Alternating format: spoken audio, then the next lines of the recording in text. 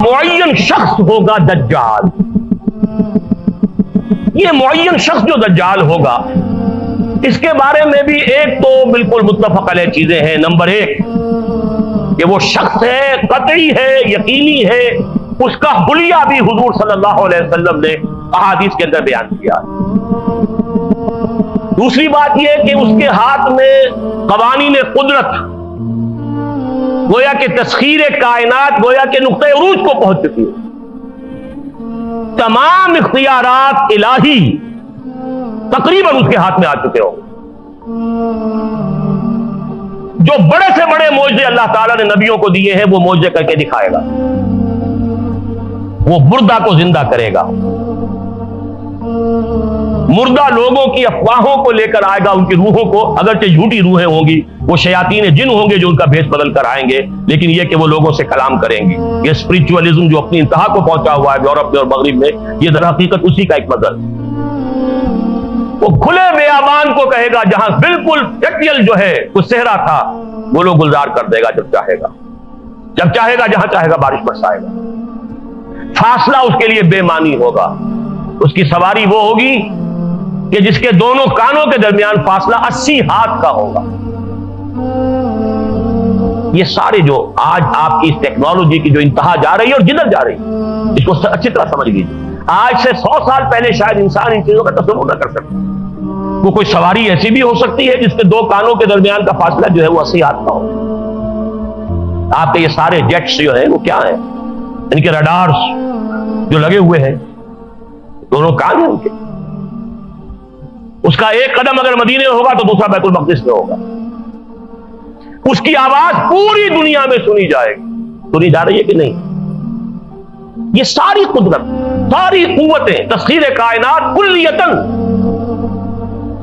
ایک آدمی کو چیر کر 2 ٹکڑے کرے گا، دونوں ٹکڑوں کو علیحدہ کرے گا، ان کے درمیان چلے گا اور پھر ان دونوں کو جوڑے گا اور کھڑا کر دے گا. احادیث میں ساری موجود ہے. سرجری جدھر جا رہی ہے وہ جب نہیں کہ وہاں تک آدمی پہنچے. فریز کر کے تو یہ معاملہ اب ہو ہی سکتا ہے، لیکن یہ کہ ابھی اگلا اور قدم کیا ہوگا کچھ نہیں کہہ سکتے. یہ چیزیں تو ہے متفق علیہ. البتہ کچھ معاملات کے اندر احادیث میں کچھ اختلاف پایا جاتا ہے اور یہ مشکلات الحدیث میں سے. اور میں بھی چونکہ اس مسئلے میں اب تک بھی اسی درجے میں، ابھی قطعیت کے ساتھ میں کوئی بات نہیں کہہ پا رہا ہوں، لیکن اب چونکہ گمان غالب کے درجے میں ایک رائے تک پہنچ چکا ہوں، اس لیے میں نے آج اس بات کو آپ تک پہنچانے کے لیے یہ عنوان اختیار کیا. اس لیے کہ حدیث میں جو آتی ہے تفاصیل اس سے معلوم ہوتا ہے کہ یہ دجال 2 دجل کرے گا. یا تو وہ 2 دجل کرنے والے 2 دجال علیحدہ ہیں، یا یہ دونوں دجل کرنے والا شخص ایک ہی ہے. بس یہ مسئلہ ہے کہ جو آج تک مجھ سے حل نہیں ہوا تھا، اب تک کہنا چاہیے آج تک نہیں. اور یہ اس میں علماء سے بھی گفتگو ہوئی ہے، اور جن لوگوں نے اس مخصوص موضوعات پر اپنا وقت لگایا ہے ان سے بھی گفتگویں ہوئی ہیں، تو وہ بھی اس مسئلے کو حل کرنے سے تاحال قاصر رہے. لیکن یہ کہ اب میری رائے یہ ہے کہ یہ 2 شخص ہیں علیحدہ علیحدہ، واللہ عالم. لیکن ایک رائے تک میں پہنچ چکا ہوں، اس لیے وہ رائے آپ کے سامنے رکھ رہا ہوں، اور آپ کے ذریعے سے وہ آگے بھی پھیلے گی تو اہل علم کے ساتھ جو ہے اس معاملے کے اندر تبادلہ خیالات کی بھی نوبت آئے گی انشاءاللہ. لیکن یہ کہ اس میں یہ بات قطعی اور یقینی ہے کہ اس طرح کا ایک شخص پیدا ہوگا.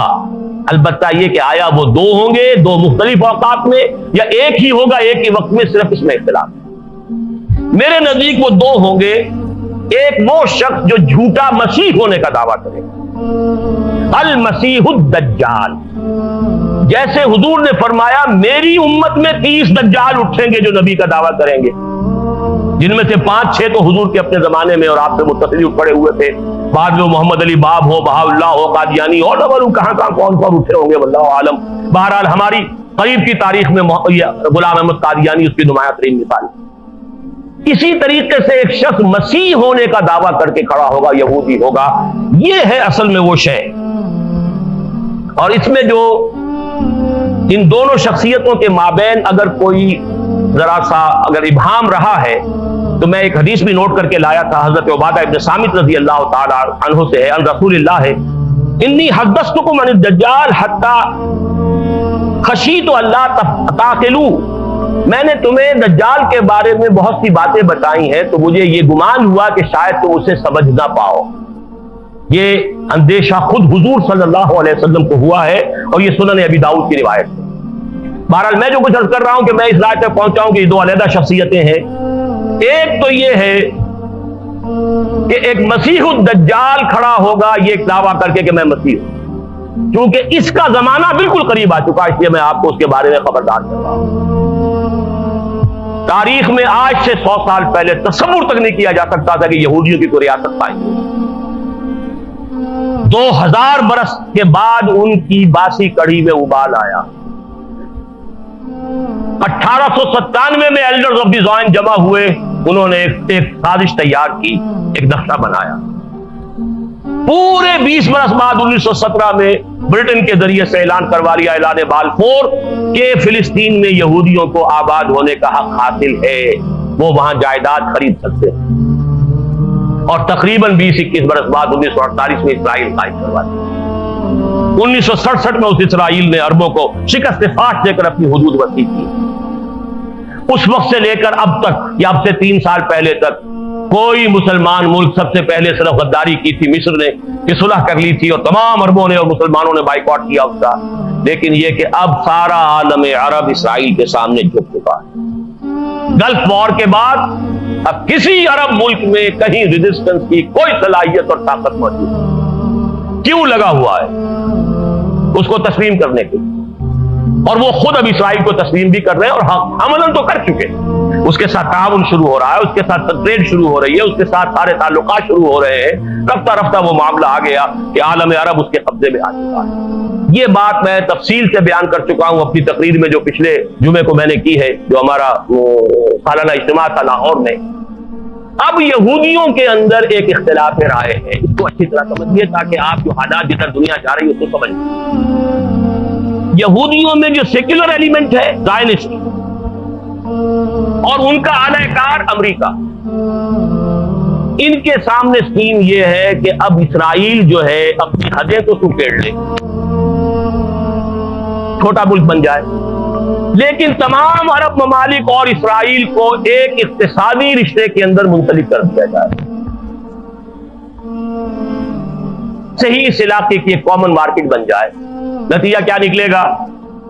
تیل عربوں کا, مزدور عرب, سرمایہ عربوں کا, ٹیکنالوجی ہماری, مینجمنٹ ہماری, ایڈمنسٹریشن ہماری.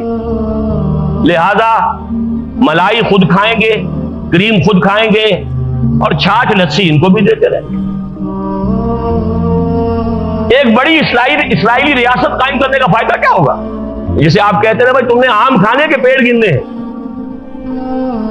اگر تم اسرائیلی ریاست بڑی بناؤ گے تو عرب ریزنٹ کریں گے, عربوں میں رد عمل ہوگا, پوری دنیا کا مسلمان بھی چیخے گا, عرب بھی بغاوت کریں گے, وہ بھی تمہیں ماریں گے, تم انہیں مارو گے تو تمہیں بھی تو ماریں گے نا. انتفاضہ ہوا یا کچھ ہوا یا پی ایل او نے کیا تو یہ اسرائیلی بھی مرے کہ نہیں مرے؟ یہاں فلسطینی مرے وہاں وہ بھی مرے, تو کیا فائدہ مرنے سے؟ جو گڑ دے کر مارا جا سکتا اسے خامخواہ زہر دینا. ایک اکنامک بلاک بناؤ, تیل ہے, اور یہ عرب ان پڑھ بدو یہ سارے کے سارے ہمارے مزدور ہوں گے, لیبر ہے چیف. پھر یہ کہ سرمایہ ہے ان کے پاس, ہمارے پاس نو ہاؤ ہے, ٹیکنالوجی ہے, مینجمنٹ ہے. مینجمنٹ سائنس تو اس وقت دنیا کی سب سے اونچی چوٹی پر پہنچ گئی. MBA کرنا تو گویا کہ اس وقت ہمارے نوجوانوں کی یوں سمجھیے کہ ایک وہ بڑا خواب ہوتا ہے. MBA امریکہ سے کرا ہے تو بس سمجھیے کہ وہ تو عرش کے اوپر پہنچ گیا.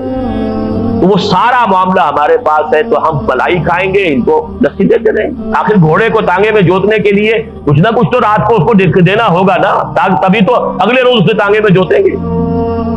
لیکن جو کٹر یہودی ہے وہ کہتا ہے nothing doing, we have to establish our greater Israel. یہ کانفلکٹ ہے جو اس وقت یہودیوں کے مابین. فنڈامنٹلسٹ یہودی جس کی ایک شکل اپنے ذہن میں رکھی ہے وہ گولڈسٹین, جس نے مسجد خلیل میں داخل ہو کر جو ہے وہ کتنے مسلمانوں کو صبح کے وقت جو ہے فجر کی نماز کے وقت ہلاک کیا, شہید کیا. داڑھی اس کی آپ کے ذہن میں ہے, نہایت خوبصورت افغان مجاہد معلوم ہوتا ہے. یہ ہے یہودی فنڈامنٹل. اور یہ لوگ جو ہیں یہ کہتے ہیں nothing doing. یہ ٹسل ان میں ابھی ہونی ہے, جلدی. یہ تصادم ان کے اپنے اندر ہوگا. میں جب گیا تھا جنوری فروری میں اس سال امریکہ، تو ایک بہت بڑا ڈیمونسٹریشن ان کٹر یہودیوں کا نیو یارک میں ہوا تھا اسرائیل کے خلاف، کہ وہاں کہیں کوئی نئی سیٹلمنٹ تھی، کوئی سڑک نکالی جانی تھی، وہاں ایک پرانا قبرستان تھا یہودیوں کا، اس کو وہ منہدم کر رہے تھے. تو اس کے خلاف بہت زبردست وہ جو وہاں کے مذہبی یہودی ہیں، لمبی لمبی داڑھیوں والے اور لمبی لمبی زلفوں والے، ان کا بہت بڑا جلوس نکلا تھا اور بہت بڑا ڈیمونسٹریشن تھا اسرائیل کے خلاف. تو یہ کانفلکٹ ہے، لیکن ایک چیز ان کے مابین متفق علیہ ہے، مسجد اقصی کو گرانا اور تھرڈ ٹیمپل اپنا بلڈ کرنا. یہ وہ کام ہے کہ جو اب مہینوں شاید یا ہفتوں کے اندر ہی ہو جائے، اس میں اب دیر نہیں. اسی لیے ساری پیس نیگوشیشن تو یروشلم کو علیحدہ رکھا، اور یروشلم کے اندر سے اب مسلمانوں کا بھی علاقہ رفتہ رفتہ ختم کیا جا رہا ہے، بلڈوز کیا جا رہا ہے. عیسائیوں کی تعداد بھی رفتہ رفتہ کم ہو رہی ہے. اور اب وہاں آپ نے سن لیا ہوگا کہ امریکن ایمبیسی جو ہے وہ شفٹ ہونے کا فیصلہ ہو چکا ہے. ریزنٹمنٹ کہیں اور ہو رہی ہے، ہمارے ہاں کوئی کسی کو ہوش ہی نہیں اس بات. ہمارے ہاں تو اپنی سیاست جو ہے اور اپنی سیٹیں اور اپنا وہ اس کے علاوہ کسی کو کوئی فکر ہی نہیں کیا ہو رہا ہے. ہندوستان میں ڈیمونسٹریشن ہو رہے ہیں، پیپسی کولا گو بیک. ہم کہتے ہیں کم کم، ملٹی نیشنلز کم، آؤ ہمارے ہاں، ہم تو بھوکے پڑے ہوئے، ڈالر آئے یہاں پر اور ہمارے لیے کو بندوبست کرے. ان میں یہ شعور ہے کہ تو آئے تو ڈالر، جب تو آئے گا تو کیا کیا فساد لے کر آئے گا. ہندوؤں میں یہ موجود ہے احساس ہمارے اندر. آج تک کبھی کوئی ڈیمونسٹریشن نہیں ہوا اس ملک کے اندر. یہ ملٹی نیشنلز جو آ رہی ہیں، یہ کتنی بڑی قیامت ہمارے لیے اور کتنی بڑی خباثت ہے کہ جو آ رہی ہے. ہم سمجھتے ہیں وہ ڈالر لے آئیں گے، ہماری جو ہے اکنامک حالت اچھی ہو جائے. بہرحال یہ ہے اصل میں کہ جو اس ملحمۃ العظمیٰ کا اور کتاب الملاحم کے اندر جو خبریں ہیں، جب یہ مسجد گرائی جائے گی. میں نے کل ہی پرسوں ہی پڑھا ایک کتاب کے اندر، 1970 میں کتاب چھپی ہے، ایک عیسائی پادری کی لکھی ہوئی امریکہ میں. اس نے بن گوریون کا حوالہ دیا ہے، جو غالباً پہلا وزیر اعظم تھا اسرائیل کا. اس نے کہا، اس سے پوچھا گیا کہ آپ یہ ٹیمپل بلڈ کریں گے؟ بالکل کریں گے، وطن ضرور کریں گے. پوچھنے والے نے پوچھا پھر مسجد اقصی کا کیا ہوگا، ڈوم آف دی راک کا کیا ہوگا؟ Any earthquake can come at any time. کسی وقت کوئی زلزلہ آ سکتا ہے، گر جائے گی. کسی وقت کوئی جنونی اندر جائے گا، کوئی بہت بڑا بم جو ہے پاورفل بلاسٹ ہوگا. کہتے ہیں کوئی جنونی آ گیا تھا، جیسے وہ جنونی گولڈ ٹائم تھا، وہ آیا تھا، وہ مار گیا، ہم کیا کریں؟ جیسے مسلمان جنونی ہے، ہمارے یہاں بھی جنونی ہے. جیسے یہودی، جیسے عیسائی جنونی ہے، ہمارے یہاں بھی جنونی ہے. عیسائی جنونی نے آخر اڑایا کہ نہیں اوکلاہوما کی بلڈنگ، فیڈرل بلڈنگ، 200 آدمی مارے کہ نہیں مارے. اور پہلے یہ خیال ہو گیا تھا کہ شاید یہ کسی مسلمان کا کیا ہوا، تو اللہ کا شکر ہے کہ جلدی شخص پکڑا گیا اور معلوم ہوا کہ عیسائی ہے، ورنہ امریکہ کے مسلمانوں کے اوپر قیامت آ جاتی ہے. بہرحال یہ حالات کا جو ہے اس کو سمجھ لیجئے کہ یہ یہاں سے شروع ہوگا، اور اس کے بعد وہ ملحمۃ العظمیٰ، اور اس میں جو جنگیں ہونی ہیں پہلے عیسائیوں اور مسلمانوں کے درمیان.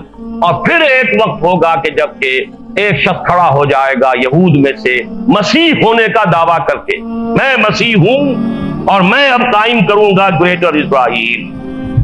وہ مسیح الدجال ہوگا، اور اس کو قتل کرنے کے لیے اصل مسیح عیسیٰ ابن مریم نازل ہوں گے علیہ الصلوۃ والسلام. اور پھر انہی کے ساتھ مشرق سے کچھ فوجیں آئیں گی جو ان کے ساتھ مل کر جہاد کریں گی. ادھر سے عالم عرب سے حضرت مہدی اور ان کی فوجیں آئیں گی، اور پھر یہودیوں کے ساتھ آخری جنگ ہوگی، اور حضرت مسیح کے ہاتھوں ایک ایک یہودی اس دنیا میں ختم. یہ خبریں ہیں کہ جو دی گئی ہیں. اس کے بعد پھر ہوگا دنیا میں اسلام کا بول بالا ہو گیا، خلافت عظمیٰ قائم ہوگی، خلافت علی منہاج النبوہ قائم ہوگی. یہ یہودی ایک جو مسیح کا لبادہ اوڑھ کر مسیح سمجھ اپنے آپ کو، اس لیے کہ یہ مسیح کی پیشن گوئیاں ان کے ہاں چلی آ رہی تھی، اس کے مصداق حضرت مسیح آئے علیہ الصلوۃ والسلام. یہودیوں نے تسلیم نہیں کیا، تو ان کی پیشن گوئیوں والی جگہ تو خالی ہے نا. ابھی جو پیشن گوئیاں تھی ان کے ہاں سابق نبیوں نے، یشعیاء نبی نے، حزقیل نبی نے جو بہت سی پیشن گوئیاں کی تھی کہ ایک مسیح پیدا ہوں گے جو تمہارے نجات دہندہ ہوں گے. وہ مسیح آ گئے حضرت عیسیٰ ابن مریم علیہ الصلوۃ والسلام. انہیں مانا نہیں، انہیں تو مرتد قرار دے کر اور اپنے بش پڑتے سولی پر چڑھا دیا. یہ دوسری بات ہے کہ وہ اللہ تعالیٰ نے اسے زندہ آسمان پر اٹھا لیا. ابھی وہ جگہ خالی ہے، the position is vacant, situation vacant.